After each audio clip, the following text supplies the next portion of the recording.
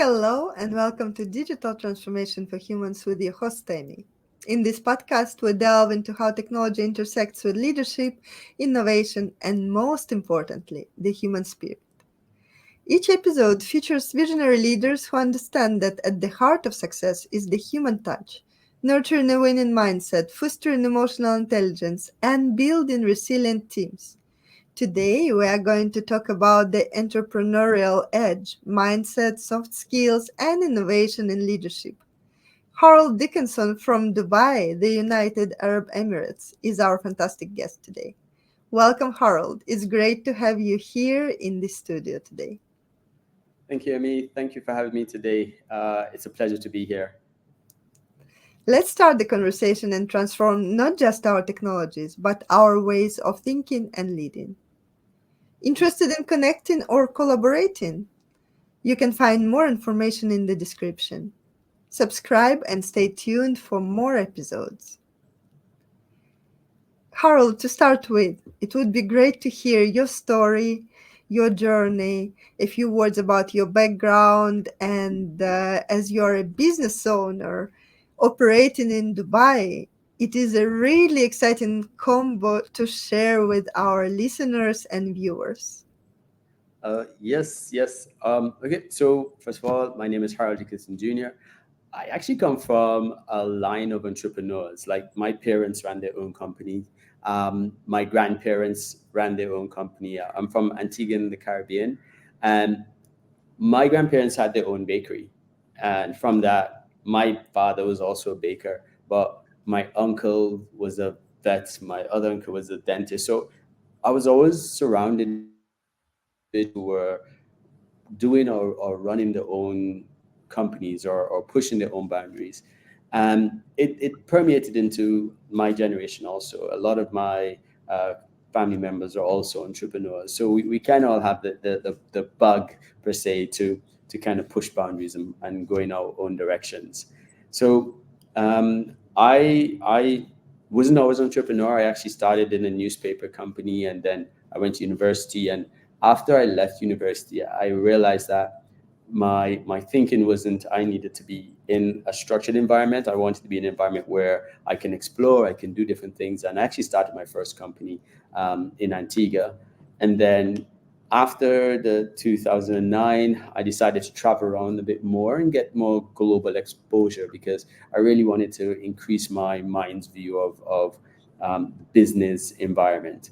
So I ended up in Abu Dhabi actually, and I lived there for 6 years working for ACOM. And with ACOM, I then moved to Dubai and was the immersive technology manager, where I was looking at bringing new technology into the conversation, especially for part of the design intent. And then after ACOM, the bug started biting again. I was like, you know what? Okay, in Dubai, why not try it? Why not bring technology as a service to different companies? And I started my own agency here. And I would tell you what, it is not for the faint of heart. I'm going to be very honest because a lot of individuals will tell you, yeah, you need to be your own boss, you need to be an entrepreneur. It is not easy. You have to put in the effort. You have to have the right mindset. Uh, as an entrepreneur, it's no longer sit and wait. It's now hunt and seek. You have to be forward thinking. You have to have a strategy. You have to know what you're bringing as a service and who you're bringing it for. If you are not able to get out of procrastination or motivate yourself when things are not going right, or be able to bounce back from a failure, you are not ready to be an entrepreneur. It is not the easiest thing ever, but it also has its benefits.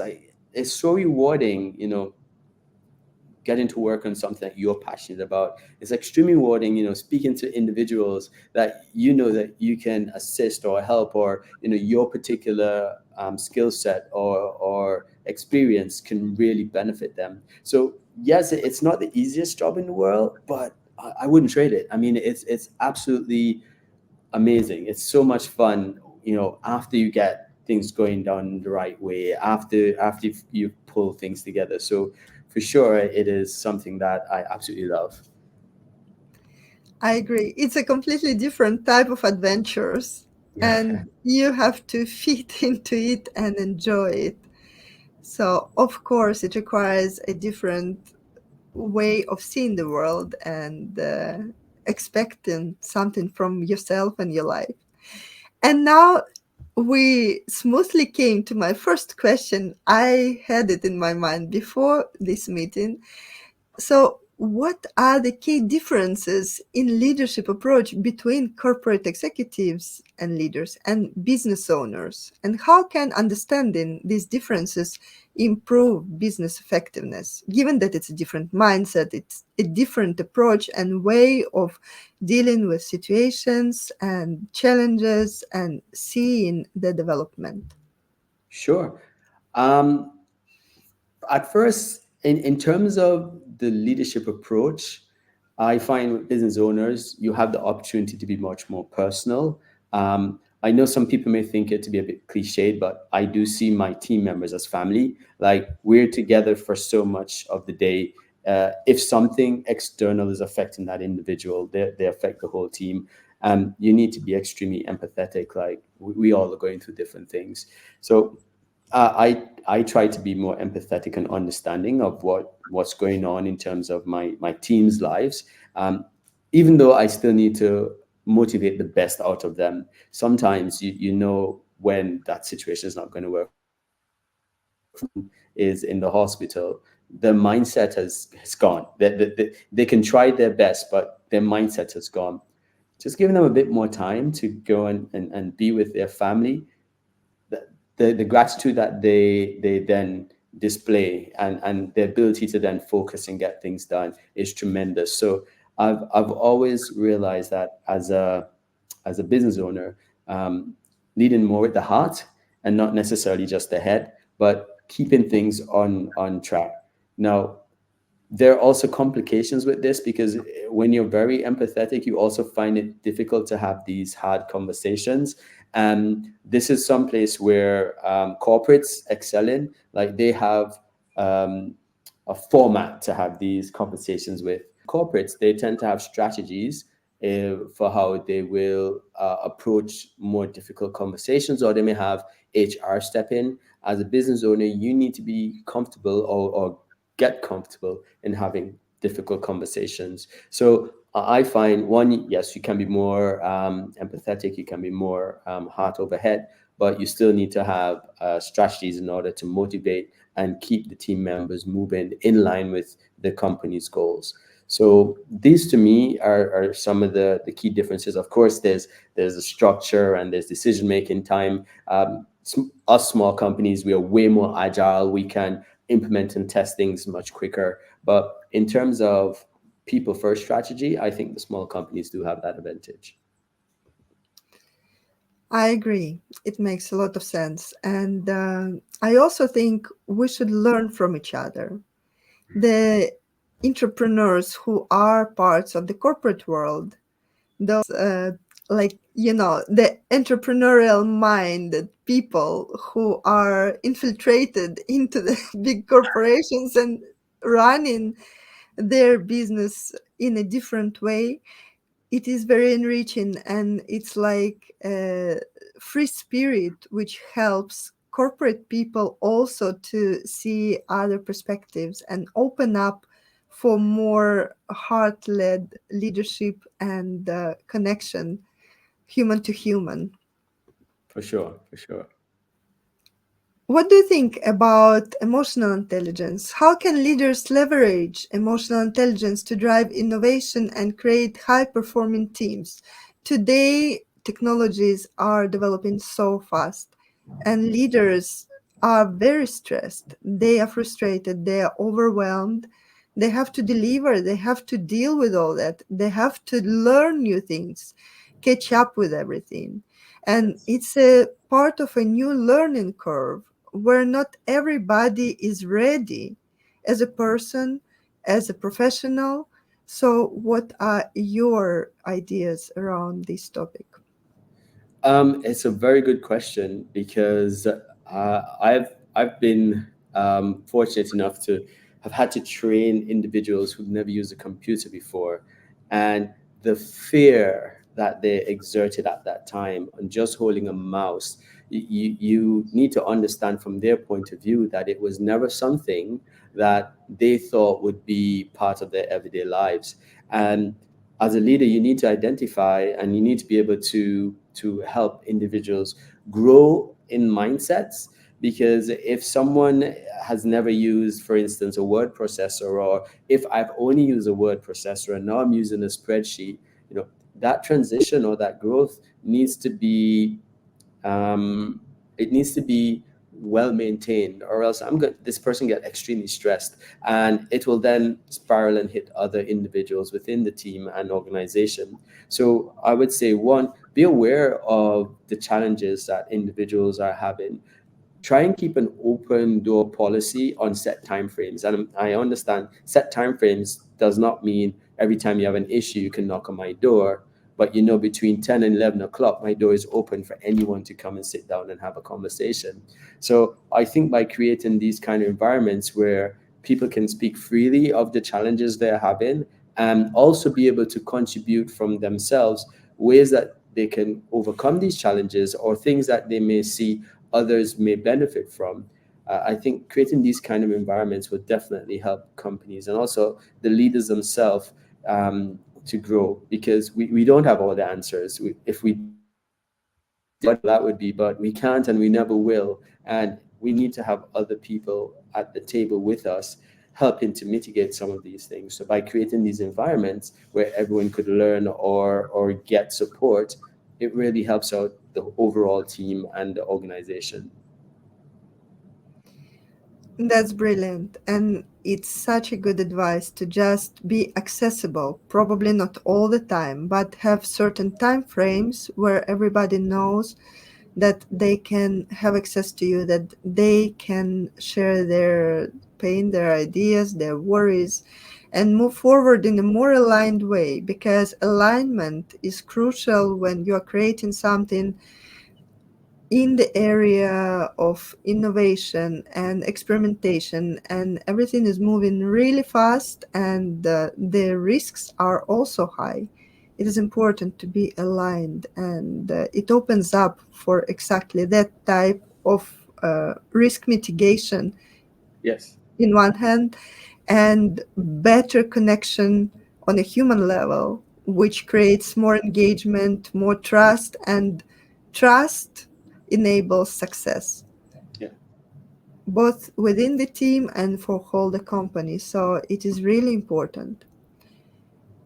And taking it from here, how important are soft skills, empathy, communication, resilience, and adaptability in driving innovation and team performance? You already mentioned empathy, Yeah. and some other things. They are also equally important when I see other examples, companies, teams. I see how it differs from case to case.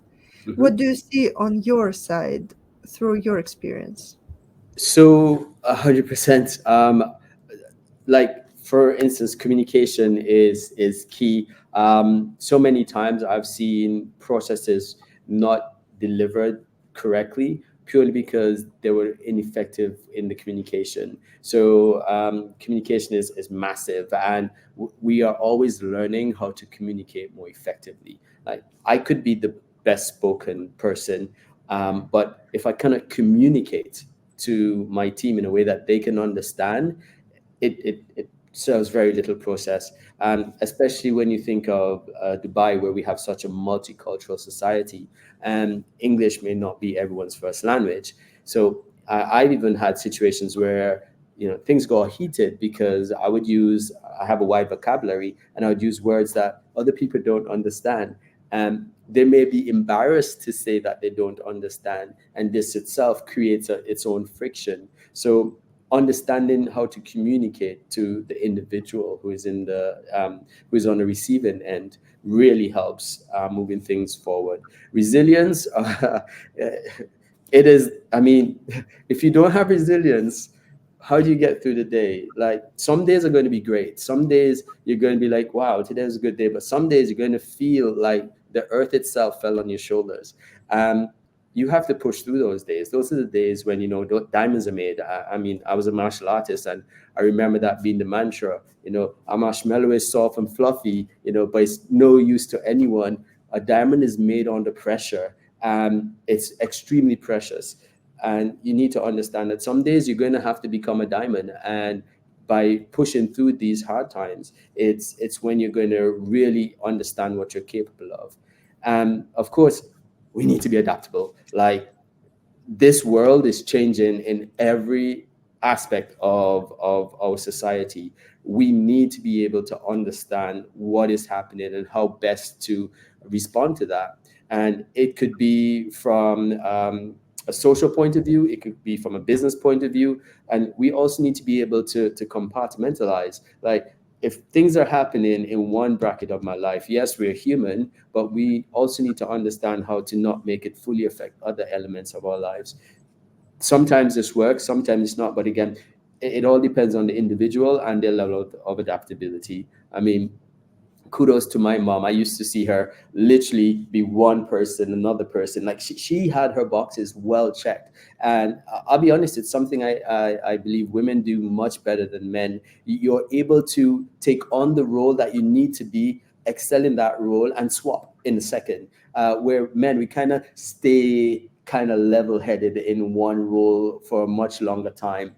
And then we need to breathe off. But I mean, it's something that we all need to be able to do. We need to be able to respond to the situation at hand and understand that even though we may not be happy with what has happened, we need to deal with now, and then we can relook at the situation and learn from it. So 100% adaptability is also extremely necessary for driving innovation.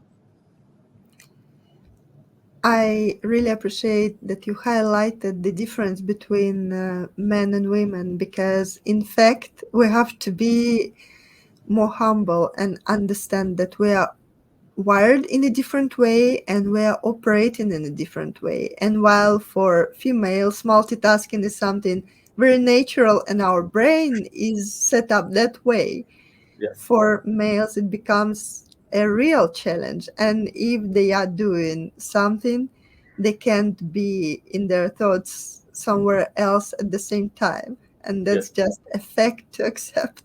Yeah, That's really good to understand those details around how we are wired, how we are operating, and as human beings, yes, and open up for better communication and collaboration instead of being irritated, trying to just push the problems from one table to another one. It is yeah, a teamwork, it is about growth, and growing together is much more fun. And sharing your success stories with those who have been a part of the journey is also much more pleasant, for sure. 100%. 100%. As a successful business owner, how would you describe the importance of mindset for business expansion? And what strategies would you recommend to leaders to foster mindset for business success? Okay. So for me, success, first of all, is a continuum. It is not an end result.